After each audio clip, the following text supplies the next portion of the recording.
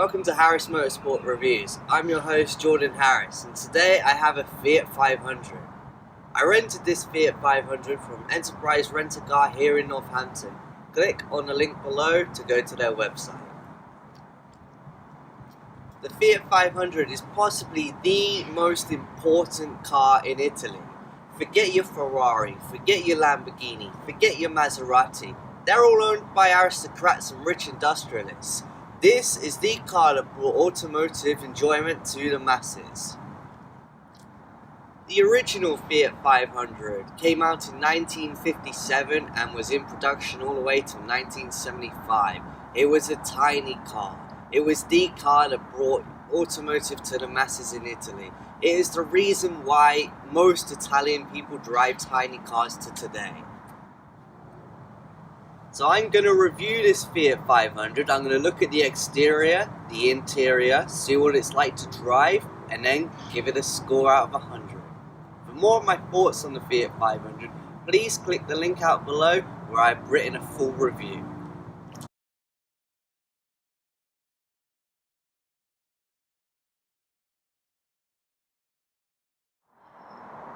The styling of this Fiat 500 keeps in tune with the original.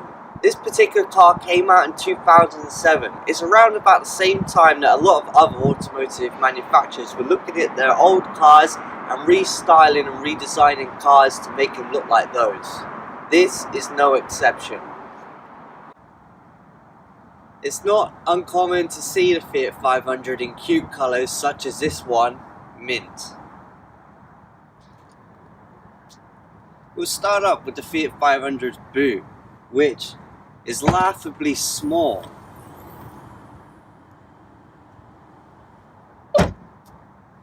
We'll take a look and see what's actually inside the boot. You got a tyre inflation kit, a tyre repair kit, and a tool. It's also got all of the model numbers on here as well, and as you can see, it's made in Italy. The fuel cap is a little unusual in this car. When you open it up, you actually have to put the key in to release it, but you can always let it hang like that, put your fuel in, then put it back in, and then go on your way. The Fiat 500 is a small car, but it does have a rather nice looking interior, especially for a car this size. I really didn't expect it to be quite as nice as it is. It doesn't have much tech or much features, but it's a comfortable enough place to sit, and I really do like the look of the seats.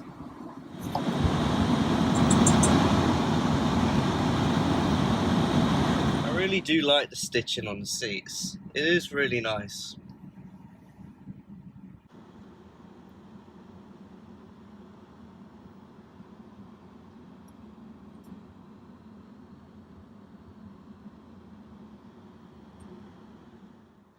As the car does have 4 seats, I shall attempt to get into the rear seats.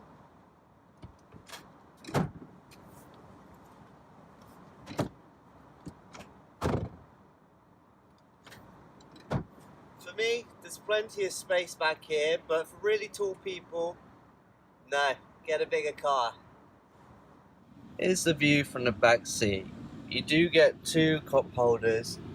To be honest, not that much headroom. You do have baby chair slots, so you can put a baby chair back here. There are only 2 rear seats, and it is quite cramped. Again, in a lot of new cars you get electrical folding mirrors.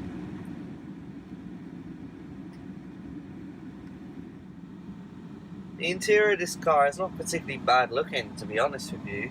The plastics are cheap, as you'd expect, because the car doesn't cost that much to buy and doesn't cost that much to build. But they've managed to make him look good, which is, I guess, the main thing, especially for who the target market of this car actually is. Unusually, the electric mirrors are actually in the center instead of down where you'd normally find them. It does feature a touchscreen infotainment system, This particular vehicle does not have sat-nav, but you can get sat-navs as an option. We do have a 5-speed transmission. We even have one of my favorites, cruise control. We do have an interior light. The driver sun deflector does not have a mirror. However, the passenger one does have a mirror and a little light as well. Being such a small car, Fiat have kept this gauge cluster really small. I like the way that the rev goes up in that little needle there. The speed goes up as well. The wheel is actually a really nice design. You can change the radio stations here, the volumes here, you use the telephone there, and put it on mute here as well. The air conditioning actually has 6 vents. We see over here this top vent is directed straight at the window. That's really good on a cold day. You've also got this one that you can move anywhere around. You got the 2 on the front, the same on the other side, and then the final ones up here to blast air on the window. The roof lining also has this carpet material. It's in a nice colour, a real contrast to the outside.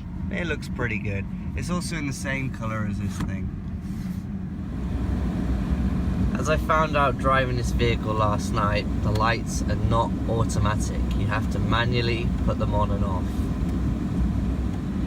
Down here we'll find our window washers.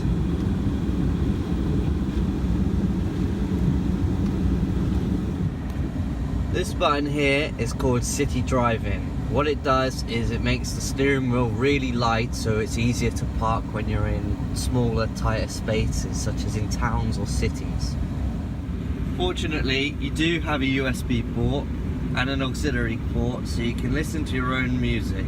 You've also got 2 cup holders and a tiny little storage space. What's kind of strange that in order to raise and lower the seat is actually on this side. Normally they're on the other side of the seat. I also find the door handle to be very unique to the vehicle. One, it's on that side instead of the other side, and second, it's fitted in this shiny plastic. There is a glove box in this vehicle as well. Fiat do make a convertible version of the 500, but this particular one does have a sunroof with this mesh net thing to block out some of the light. You can't have a full sunroof, but you can have this as an alternative. And now it's time to take it out on the road and see what it's like to drive. Now let's take the Fiat 500 out on the road.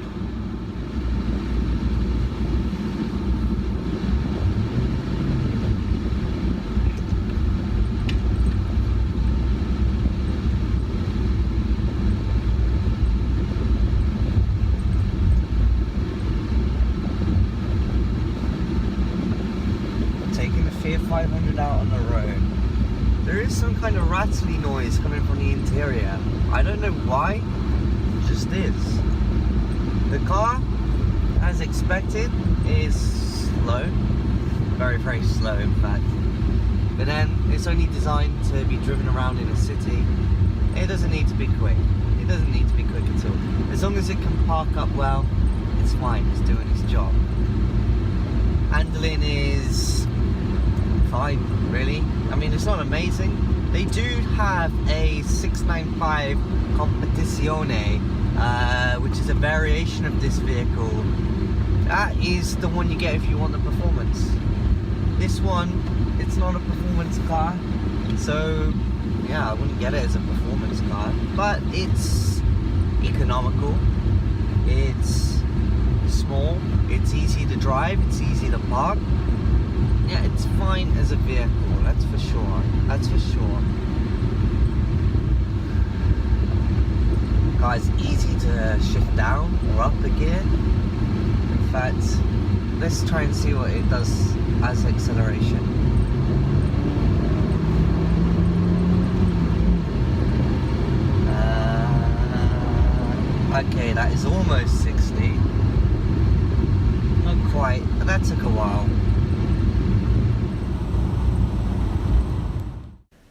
The Fiat 500 earns a 1 in acceleration. It's really not a quick car. If you did want a performance version, they do have the 695, which is available.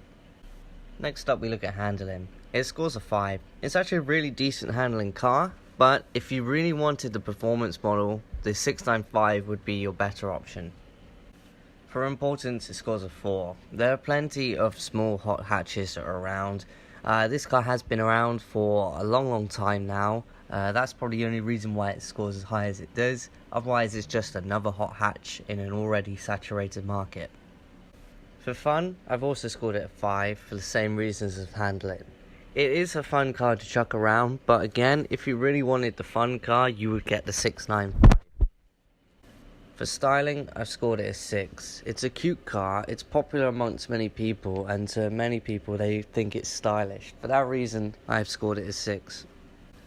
When you add up the weekend category, it comes to 21 out of 50, which makes sense. It's a perfectly reasonable car, there's definitely good quality attributes to it, it just lacks the performance to really take it up there. Now onto the daily categories, and we start with practicality. It scores a 5, its MPG is very good, mostly down to the weight of the car, and having 4 seats in total is pretty good, but it lacks on having 4 doors, and that rear trunk space is absolutely a joke. For comfort, it scores a 5. It's perfectly reasonable for driving around town, but I would not want to do highway driving. With 5 gears, that's just going to get tiresome. It really is.